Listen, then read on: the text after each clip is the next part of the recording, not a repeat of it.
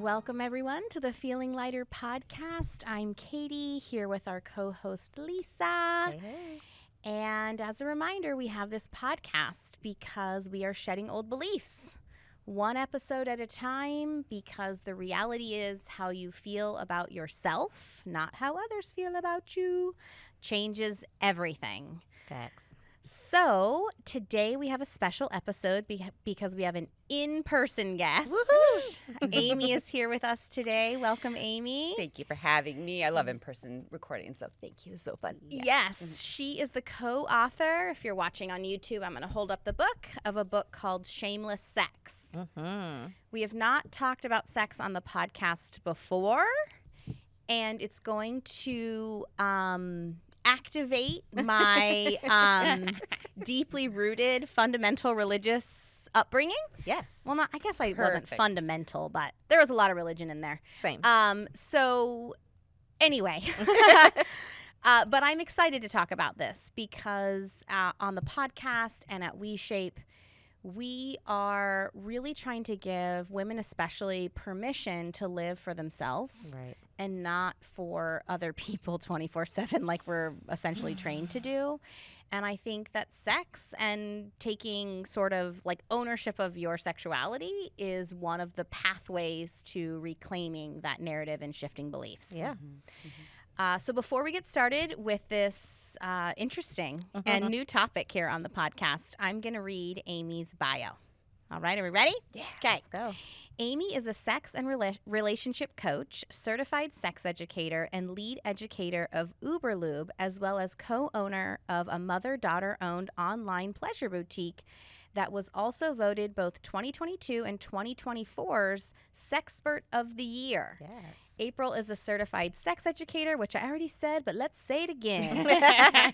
Vice president and co-owner of Hot Octopus and an innovative sex toy company, and was also voted, we said this stuff twice. She actually was voted separately. So I was Sexpert of the Year twice, and then Gotcha. she was Sexpert of the Year once recently this year, and then she was voted Woman of the Year in 2016. And this is all within the pleasure product industry. So you actually did it perfectly. You did. We're talking about April and Amy, even though Yes. April couldn't be with us Yes. today. So I that's see. what it is. Yeah. Well, we're just going to let this be a messy intro. Yeah, go for it. I'm over It's all natural. the scripted. Okay. So then you were also voted that in 2024 as Sexpert of the Yes. Year. Okay, I love this. Okay, I thought they had copied and pasted Nope. that twice, but you're just, it's multiple times. I got all the awards. So together, Amy and April combined forces to create the Shameless Sex podcast, inspiring radical self-love, Yes. sexual empowerment, and shame-free intimacy.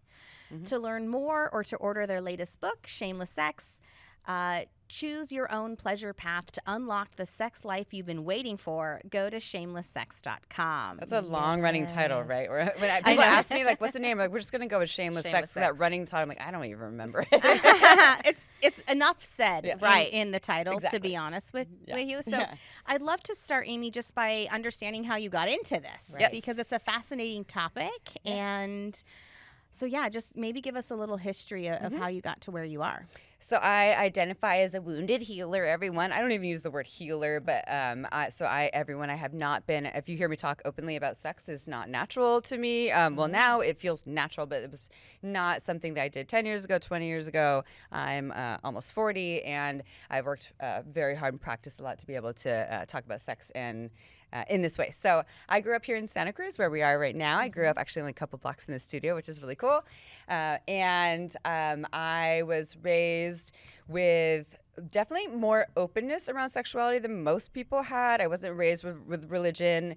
I had a mom that was very dedicated to building my self-worth, very involved, who told me when I was 13, 14 that whenever I wanted to become sexually active, I could come to her to get on birth control. So I already knew that sex wasn't a shameful thing. Wow. And I received comprehensive sex education here in school. It's California.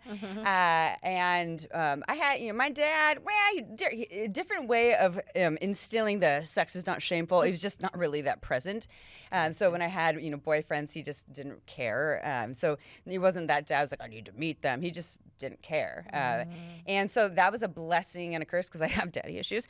The part I think most people need their parents to at least be involved and show that they do care. Yeah. But it was lovely that I didn't feel like, oh my goodness, I can't be me. I can't bring a boyfriend home. What is my dad gonna think? So, anyways, loud and proud, daddy issues. And so I went to when I went to community college, I took a human sexuality class. And before that, I had sex with 5 different people, and I never had an orgasm. And I had explored my own body, but nothing ever really came to it. Because comprehensive sex education doesn't teach you how to explore your body. It just teaches you about what to do and what not to do to not get STIs or pregnant. And I'm glad we have that. But there's the missing link is pleasure, that we are all worthy of pleasure, especially women. I think that, I love men. I usually say penis owner and vulva owner, but for your demographic, I'll say men and women. Men, you all can be complex, but the genitals are external. So it's a lot easier to figure out. It's just there.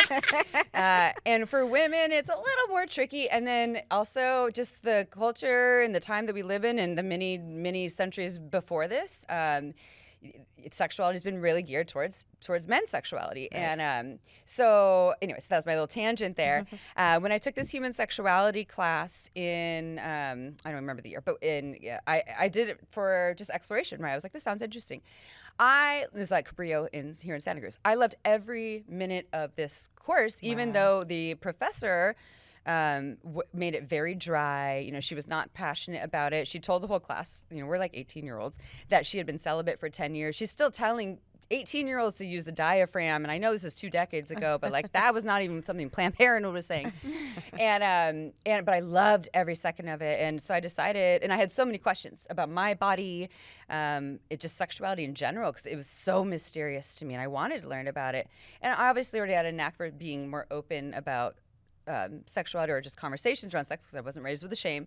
So I decided if I was going to go to school for many years, I would go to school for something I loved, and it was sexuality. So I continued that path from there. And I can add so many different pieces to how that led to opening up an adult store with my mom, a mother-daughter sex shop in 2008 that we had for 12 years, to becoming a certified sex educator, to becoming a sex and relationship coach, to starting a podcast, to writing a book. I mean, all of that, just different layers. But that's kind of the foundation of that. I love that. And I think that part of the reason this is an important topic that we wanted, when you came in, you said, wait, WeShape's a fitness app. How do I fit into Talking this? about sex. Yeah. That's my favorite. Yeah. I think it's because part of our mission, or all of our mission at WeShape and with the Feeling Lighter podcast, is really predicated on this idea that diet culture is one of the ways that we oppress women and keep them small and control them.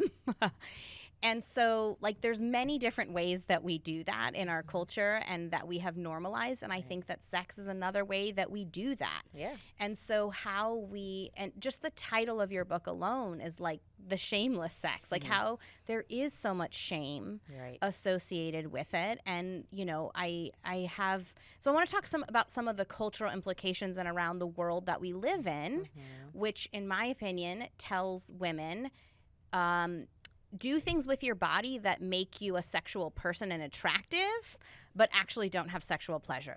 What a very interesting contradiction. It makes no sense at all, but it's true. The message, And that women in a lot of ways are meant for someone else's pleasure and to be of service of others. So it's we talk about this a lot on the podcast, just this act of self-betrayal that women often go through being raised in our culture.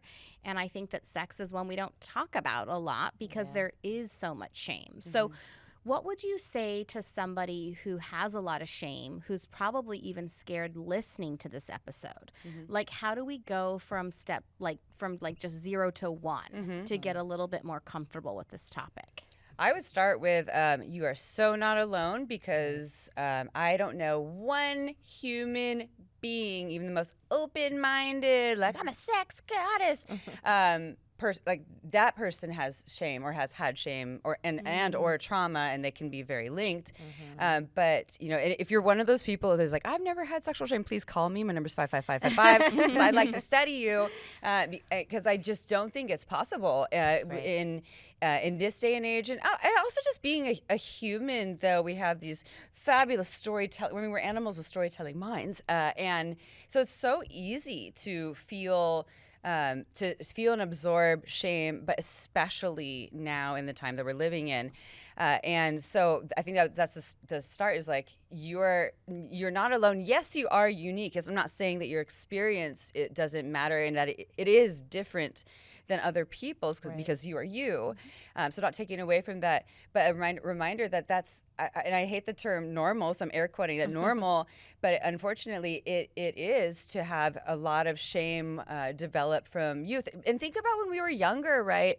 And even me now, but when we're younger, we don't have the tools to navigate the hard things that come our way. If we were lucky, we had, parents or people around us that were like, oh yeah, so, you're, feeling shame about you, whatever, like, an example, let's go to something from childhood that can be common, like masturbation, right? So, self-pleasuring. A lot of people have this experience where they are self-pleasuring and get caught. So masturbation, right? Like, like my mom or dad might hear me. If mom and dad hears, they're like, what are you doing? Why are you doing that? Bad, wrong. And then that sticks with you, right? Now all of a sudden, when you are self-pleasuring, or also when you start having sex with other people, you're silent, you're hiding, you're not feeling it in your full body, because that was imprinted in you. And even if you didn't have someone say bad, wrong, the culture still is like, this is private. This is, don't tell anyone, don't talk about it. And I know we're not supposed to walk down where we are, Pacific Avenue, like baiting, touching ourselves, because that'd be a consent issue and very distracting and not safe. So those are different ways that sticks. But imagine if you had parents that were like, oh, okay, hello, little Timmy. Good for you for exploring your body. And there's a time and a place, and maybe in the living room or in the classroom. Not maybe. It's not the right place. And this is something that is yours, is sacred, or maybe sacred is not your word, is special to you. So keeping that for yourself, in your room, in your shower, or something, wherever, somewhere.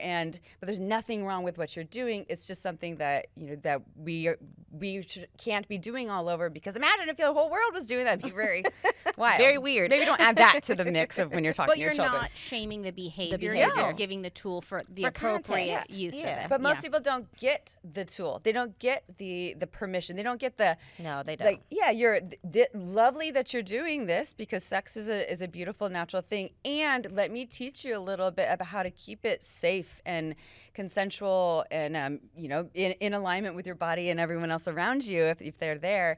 And that's just one example, right? You can experience shame. You have a partner who is like, you're having sex with them, and they just start grabbing your belly, and they're like, oh, it's so squishy, and all of a sudden you're like, like, oh my God, I'm never having sex with the light on ever again. Yeah, all of those things. There's just so many variations, and so shameless sex is not about, we used to think when we started, it was like eradicating shame. And we're like, that's bullshit. Sorry, it's bullshit. But that's fine.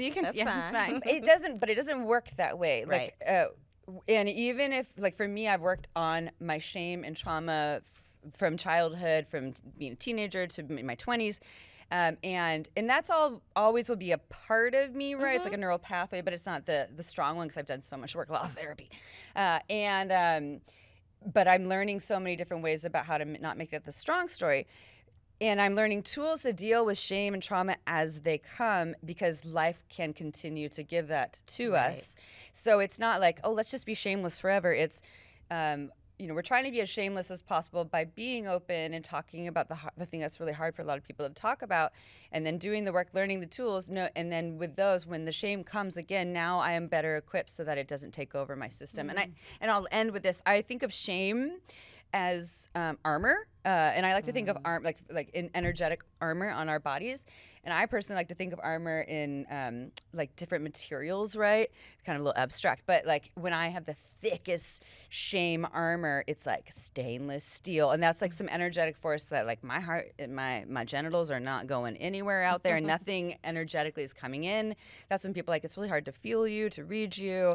Right. It's hard for me to be flirtatious. I don't feel, because I probably don't feel safe. And then when I do work on that, maybe it's metal and like, oh, there's a little more opening. And then all of a sudden it's like, it's brick. Maybe, I don't know, maybe what's thicker? I don't know. And then it's glass maybe. And then all of a sudden you have these moments when I've done a lot of work, I feel really, really safe in my body and or with other people. Maybe there's no armor.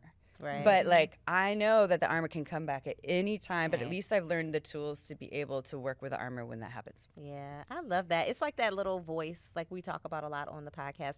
When we walk away from diet culture, there's still the inner critic. There's still that voice saying like, oh, you should be doing this, or are you sure about that? The shame doesn't necessarily go away. We can't eradicate shame from our lives. It would be nice. That would be cool. But that'd be kind of boring though, right? Like if we didn't have everything's sunshine and rainbows all the time, then we'd be like, well, sunshine and rainbows now isn't very exciting. Exactly. Yeah. So it's a part of the process of getting through and getting, over a situation, and then something else comes later. Totally. And I want to go back to the sort of irony you brought up in the beginning, Katie, this idea that women are supposed to be sexual beings, but primarily for the pleasure of men only.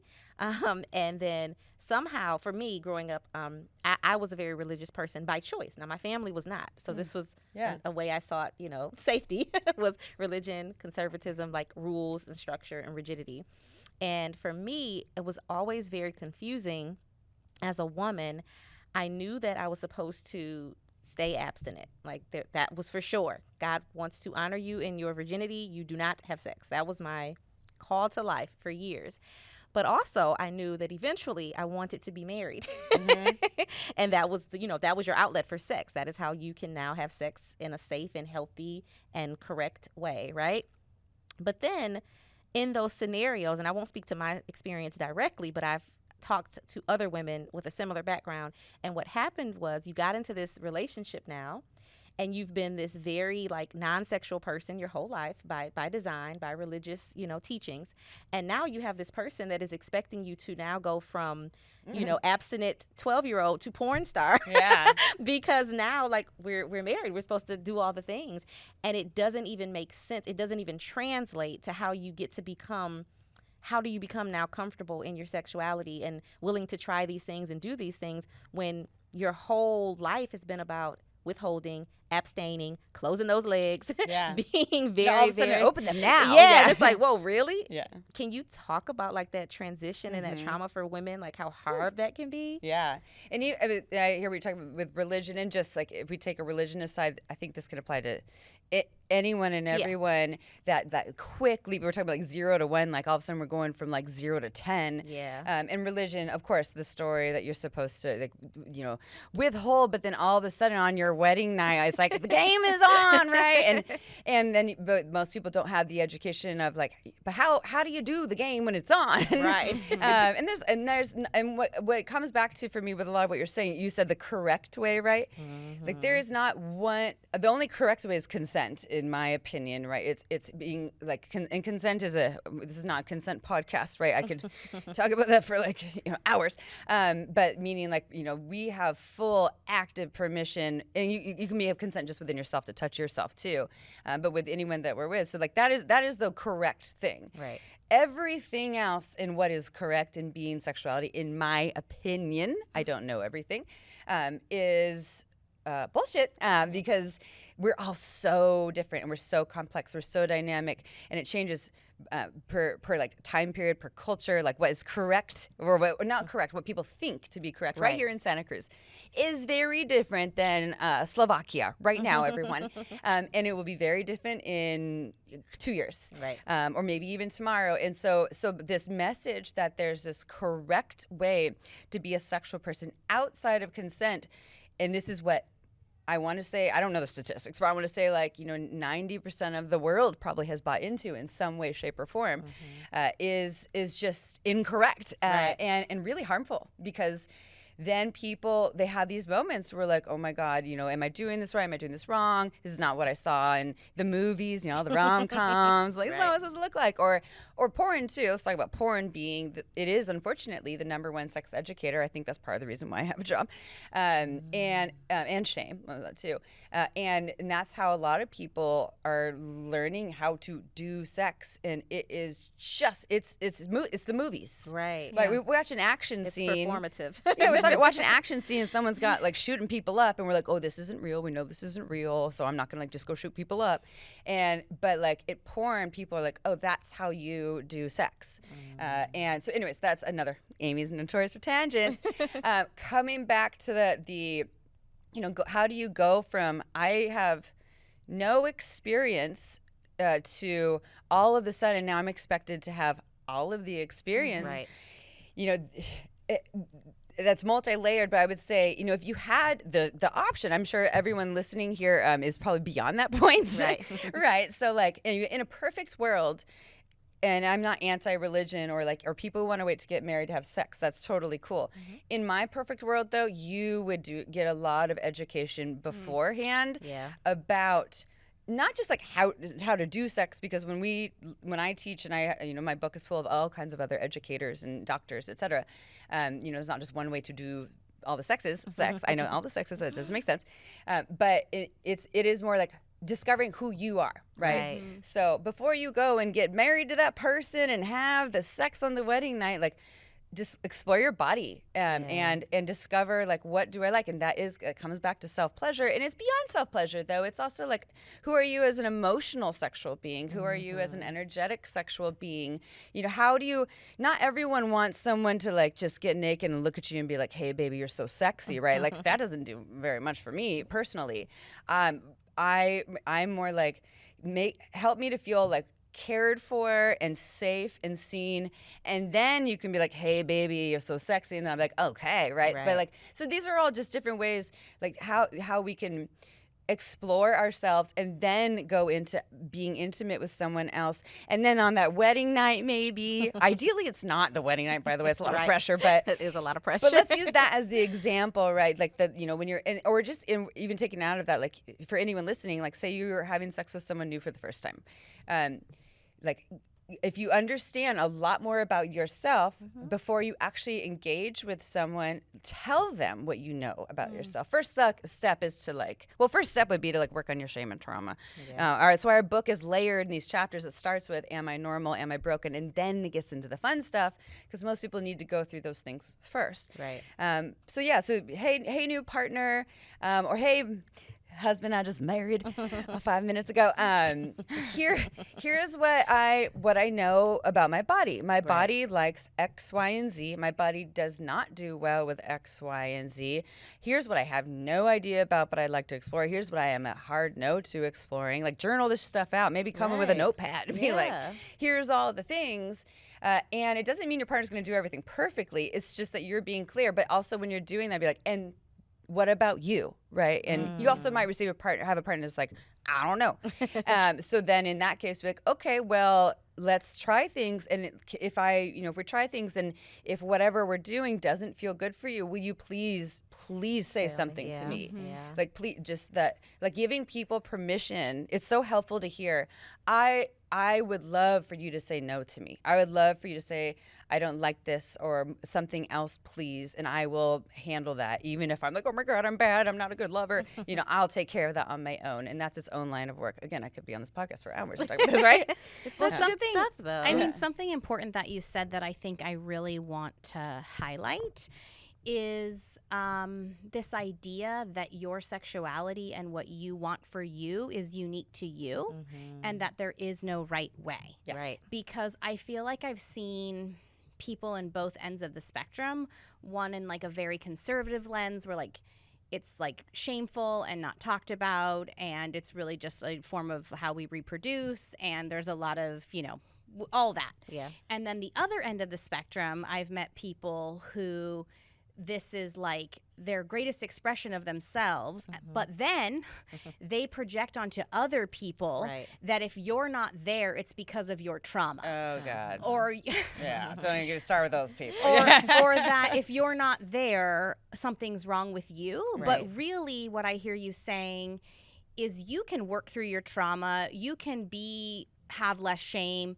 and you could maybe still not be the most sexual person. Totally. And that's okay too, because it's Absolutely. really just about you coming back to you. Yeah. And that the end goal of unraveling all of this isn't necessarily this wild, crazy sexual person in the end. It's unique to what you are. And that's another reason with our book. It's kind of like if y'all heard of the Choose Your Own Adventure books. That's trademarked. So it's not Choose Your Own Adventure. That's why it's called Choose Your Own Pleasure Path. And it's not fiction. Choose Your Own Adventure is more like Abominable Snowman might pop out all of a sudden. But if you like that, go to page 50. So ours is a Choose Your Own Pleasure Path because the premise of Shameless Sex goes hand in hand with what you're saying there, right? Like you are your own unique being, and it's about you making your own rules, but abiding by consent, and discovering who you are. And sometimes the discovery happens over and over and over again. So our book is, say your issue is, I can't orgasm during penetrative sex. What's wrong with me? And that is in the book and very common for women. And speaking to the women thinking that their pleasure is just for men, there is this idea that you are broken if you can't orgasm from penetrative sex alone. And I could talk about this forever too, but porn, going back to porn, is just showing this in-out thrusting stuff that doesn't work for most vulvas. Vulvas, the clitoris is the powerhouse of pleasure. And there's certain movements you can do during penetrative sex that still stimulates the clitoris. It's just not what you're seeing. It's not what most people are taught. Anyways, so instead of us saying, here's what you should do, it's, but what's the outcome that you want? Do you want to learn how to orgasm from penetrative sex for you because you're like, no, I want this for myself. I feel like that's just my truth and it'll make my life better for me. Do you want to learn how to do, so if you want that, continue reading on. If you want to learn to please your partner, just to make them happy, which is the pleasing culture, and then go to this page. Do you want to learn how to talk to your partner about how this is something that is an issue for you, but you don't want it to be an issue? Go to this page to learn about how to communicate about sex. So that caretaking culture, and I'll use the term women here again, is strong. And it's not just women, right? Men do this too. People of all genders do this too. But for centuries, if not thousands of years, at least in Western culture, women have been very cultured, it's a lot of cultures, to caretake men in all kinds of ways, which makes sense, right? We bear the children, we're the mamas, when you get pregnant, you birth a baby, you go into this major caretaking mode. So I understand that part of it. But then it somehow got really tied into all these ways, emotionally taking care of your partners, your lovers, and your children on top of that. Like, holy shit, how do we balance all this?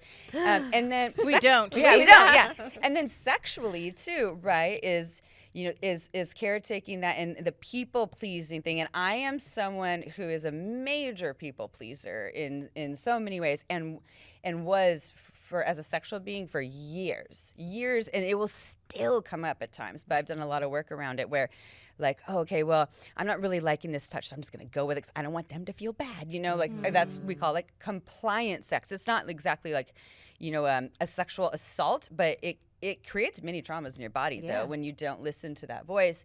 And I know, again, men do this too, but that is way stronger in women of all ages. That part of you that is like, I don't want to kill the mood, be too much, not enough. And you have been brainwashed to think that is how you should be. And it's affecting your experience, but also affects the sex you're having. And you're not responsible for being the fixer of the sex you're having. That's everyone that's having that sex is responsible. Right. But that is so strong. And so I'm really passionate about how can we inspire people to first see that that's a thing, not be like, I'm broken, I'm wrong, I'm bad. Also know that you're normal, and this is super common, and know there's so many ways to work on that, and not fix that, but make that an easier experience or something that isn't popping up. Like I said, for me, it still pops up from time to time, but it is not nearly as strong as it was 10, 20 years ago. But what I hear you saying is a common thread is that this is work you do with yourself. Yeah. Yep. This is a voice that you get to listen to, and it doesn't have to, and there's nothing wrong with you if you were raised in a conservative home where sex was very shameful and you want to go all the way to explore everything, similarly, there's nothing wrong with you if you were raised in a house with no shame, but you don't have a huge desire to go down a super explorative path. Like, it doesn't really matter what the outcome is because there's no right or wrong. It's about tuning into you and discovering what you want, and then coming through with an act of courage and bravery to express authentically and truthfully what that is.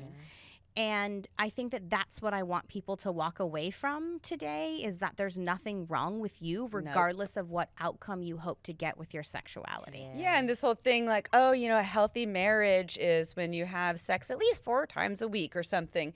That's someone's healthy marriage. Yeah. You know, that doesn't have to be yours. And I don't love the word healthy either because that, I mean, I like that word, but I think it can make people like, oh, same. If you're not that, you're broken, right? It goes back to the black and white thinking when we are talking about like physical health. There is no black and white. There's a spectrum. It's a continuum for everything. And it's the same thing with your sexual health. It's like it exists on a continuum and it's different for every person in every different season of their lives. So I agree. Yeah, I think I do want to touch on the seasons of life because I feel like our culture has really damaged women's idea and our whole culture's belief specifically around women and birthing children and hormonal seasons and shifts. And I think that that influences our desires and our, you know, I think that that's also As not it really should. talked about. No. You know, it's like, oh, you just had a baby, doesn't matter. Yeah, It's suck it up. You should, Suck you it should up. be sexual now. Why are you having sex with your husband? Yeah. And I like that what you're trying to say is like remove the rules and lean into how your body feels. Like this isn't something we will think our way out of. This is something that we have to become in tune with our body. And it is hard when you are raised in a society that has taught you essentially to disconnect. Your mind and your body are disconnected. And you're going to just act in your body from a place of what you think rather than what you know to be true for you. And I think that we just personally, I think we don't have enough respect and reverence for women, especially after they bear children, especially when they're like in seasons of perimenopause or menopause and going through big hormonal shifts. We just sort of are like gross. And that really bothers me. Like I even went to my doctor recently and she was talking about perimenopause. And I was like, oh my God, I'm so grateful that you're talking about this because I just turned 39 and I just learned like 2 months ago that people go into perimenopause as early as 35. And welcome to perimenopause. It's fun over here. Here we are. And what they did for my mom when she was struggling with that, they didn't call it perimenopause. They just gave her a hysterectomy. Oh, Jesus. And like that's what Get they those did. organs out of there. You don't need them anymore. But do you see how we treat, do you see how our culture like doesn't hold space and respect for it? And so how on earth do we learn how to cultivate respect and reverence for ourselves when we are told that that's not the path that we're on? Even outside of those things too, just like our cycles, right? Your menstrual cycles. In a perfect world, in my Amy's perfect world, I would, you know, when I'm in in the phases like starting, you know, my breasts are getting a little bigger, and like, you know, I'm feeling a little PMSy and like I'm about to bleed. I would have time and space to nourish that part of me. My partners would be like, oh, okay, like, you know, let me, or my partner, let me like not accommodate that, but like respect that. Like you're a woman and this is something that is a natural experience for you. There's that word natural again. But we don't have the time, energy, space, or training on any of this. Just like you said, suck it up, keep going. And that's gross. It's gross. And don't talk about it. Like, And I have really, one of my goals with my daughters is to normalize the menstrual cycle. Yeah, same. A lot of the conversations I've had with them about it has been directly in front of my husband so that they feel like this is something they can go. Yeah, you got to hide it. It's like pretend like it's not a thing. And I remember when I first told my older daughter about it, I think she thought that it was like a one-time thing. Oh. And I was like, oh no, sweetie, a lot of women, not every woman, but a lot of it's every month. And she said, forever? And I said, well, not necessarily. And then I swear, she looked directly at my husband and said, okay, what hard thing do you go through every month? What do you say? I love it. He said, I mean, honestly, he didn't know what to say. And he looked back at me and I said, yeah, women and men are, biologically designed differently. Yeah. And not even all women fit in this category. And there's a lot of ways this looks. And I know that what I've explained to you can feel hard. Yeah. But it doesn't have to be hard. And we can actually find respect for it and make reverence for it. Space for it so that it's not this thing that you are ashamed of. So my oldest daughter, she started her cycle, and I had this whole plan. She had her back, so she was good, but she called me from school, and at the time she didn't know how to leave a voicemail. So when I got to my phone, there's just like an empty message, and I'm like, okay. So then I get home and she's like, Mommy, it started. I started my period. And I was like, oh my God. I felt bad because I wanted to take her out of school and spend the day with her. I'm like, okay. And she was like, and I didn't tell Dad because I didn't think he knew what it was. Oh, yeah. So now to see her, because that was 2-3 years ago, now to see her go from that to like my child will talk about her period I mean, when I was in school, when I would need to go and change my pad, I would be like hiding it in a pad. My child takes it out her bag and walks. Yeah, she's like, hey, everyone. Yeah, what's this? And she said, she has told me this before. She's like, a friend was like, well, you should put that away. And she was like, I'm on my period. What about it? Yeah, right. Like, hello. She's like, why am I hiding this? And I'm so proud because I was not that child, but my child is so shameless now around her cycle, and I love that for her because I feel like she's empowered in a way to know, like, this is not something that you have to sneak around about or feel bad about. This isn't. We were talking about that book the other day, The Red Tent. This isn't like you have to go out to the tent and be with the women and nobody can see you. Like, it's okay. It's a part of life. And to that point, I want to sort of talk about how you help empower women to like have these conversations, to say what you like and don't like, to feel comfortable talking about your cycle, your bodies, all of that. Because I mean, I think we could all use a dose of like empowerment around this topic. So yeah, me too. So when I was younger, but around the time my mom was like, if you want to be, this is before the sexually active conversation, she gave me the book Our Bodies Ourselves, and so I think that again, and I was like, oh my God, I don't want this, like awkward. But then I found myself in my room like looking at it, like, oh my God, it's so interesting. And so I think the first step, or everyone that's listening, I mean, this is a huge, you're empowered already, one, by listening to this podcast and everything else y'all are talking about outside of sex. Speaking to sex though, one of the steps towards empowerment is just starting to educate yourself, listen, be immersed in conversations around sexuality. A lot of people don't have friends. I mean, I have a lot of these friends, but a lot of people don't, friends that you can just talk openly about sexuality. Right. And so if you don't have that, that's okay. You can listen to podcasts like this. You can read the books. You can journal about your thoughts, feelings. You can, if you have partners, hopefully talk to your partner. You can hire a therapist that you can talk to these things about. Like, start to really immerse yourself in the conversations around sexuality, and know that it's normal. Oh God, I keep saying that word, but normal for it to feel clunky, for it to feel awkward. Anything unfamiliar to us generally feels that way, right. And especially with sexuality. So the first times you're trying to speak openly about sex, we're like, I'm freezing up, I'm sweating, I don't know what's going on, and that's fine, right? And also, like, if I personally, and this is not mine, but there's another sex educator named Reed Mihalko who created this bumper sticker that's like, embrace the awkward. And just so, like, I like to think of sex as a super awkward thing that can be so amazing, connected, pleasurable, all the things. But when you think about it, like, think about two people having sex, and like, if you're watching people have sex, you look at the window like, that just looks kind of funky. Like, I mean, it's awkward. It's a little awkward, and also can be hot too. And but like.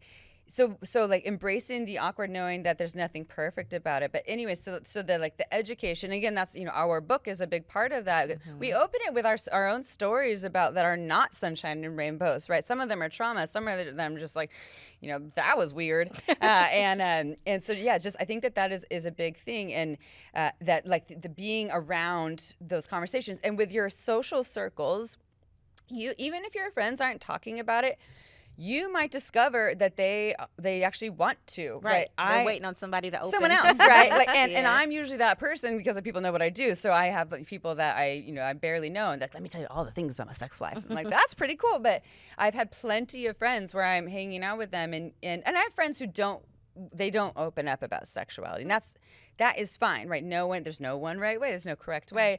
But you might want to, if you want to start small and like plant those seeds, like, hey, sometimes I'm just like, I think about my sex life with my partner, and it's just like, it's so hard. Do you ever feel that way?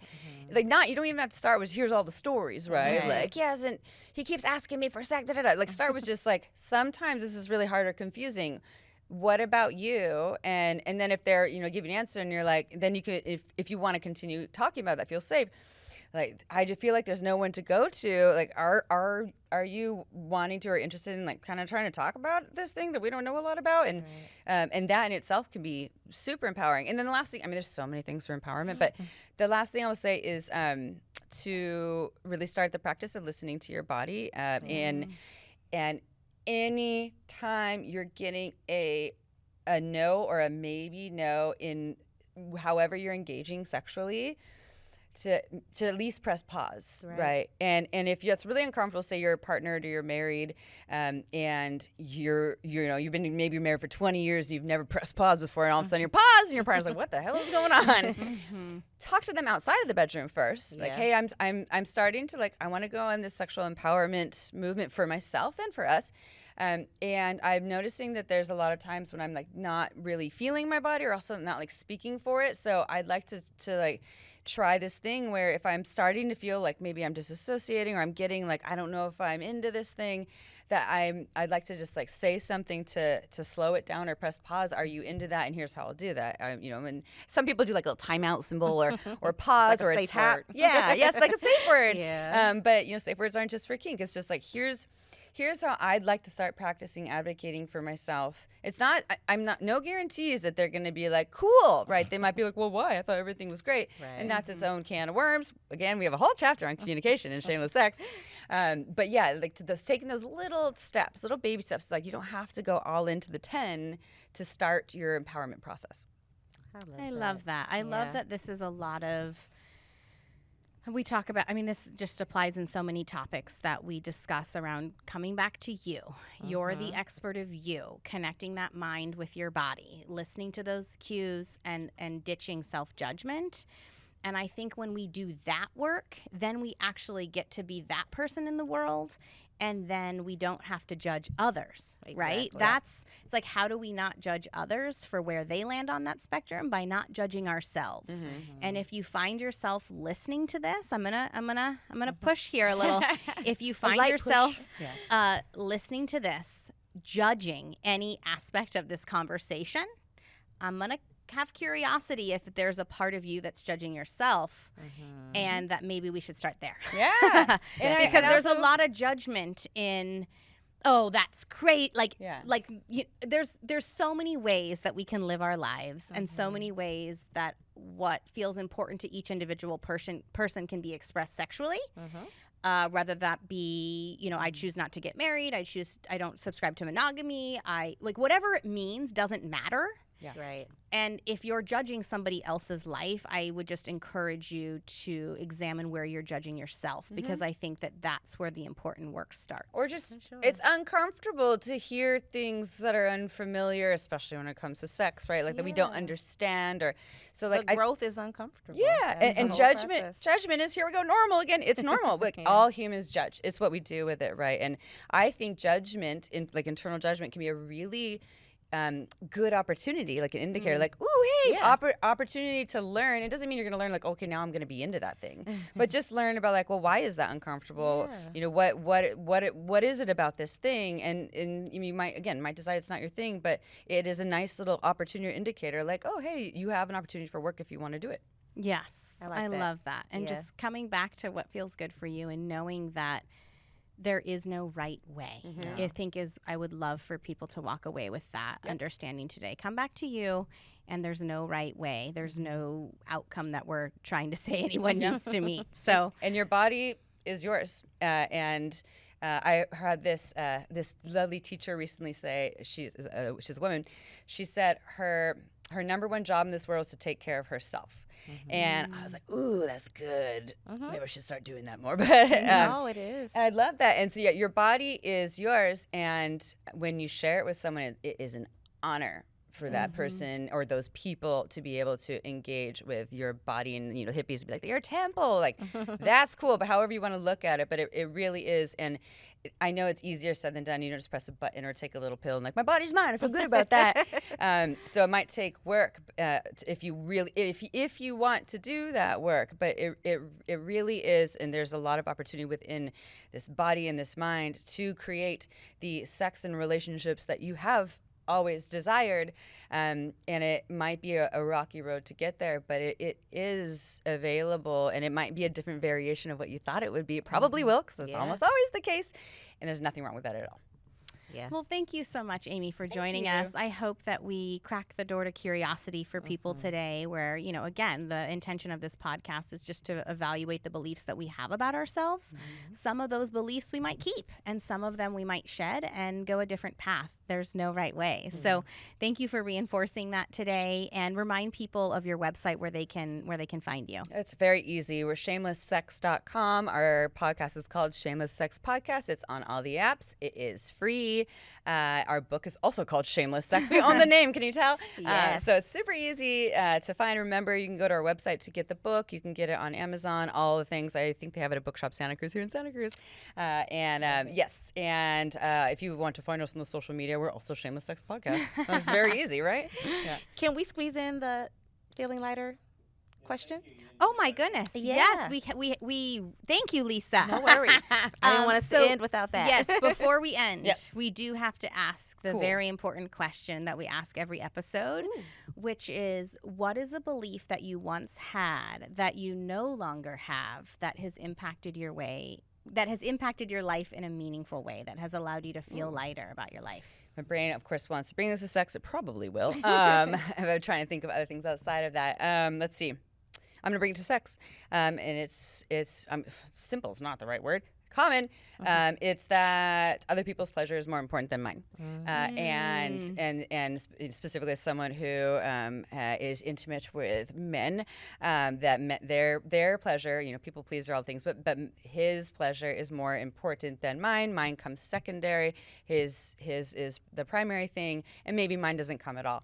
And I lived a lot of my life in that place from the minute I became sexually active in my teenage years until probably like my early to mid 30s. I'm, like I said, almost 40 in that mindset. And like I said, it has been a lot of work to get to this place where my brain no longer is like, oh, put you first, I'm less important. In fact, now I'm a little more like, so there's a book called She Comes First. I didn't write that, but it's written for a reason because, you know, we're the receiving orifices that take a lot longer to get turned on, aroused, feel libido, feel desire, feel relaxed.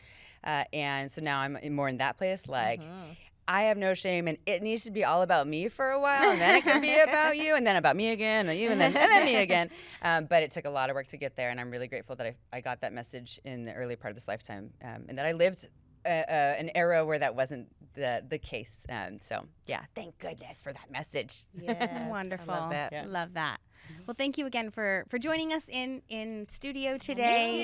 And Thanks for thank having you me. for listening, and we will see everyone next week. Bye-bye.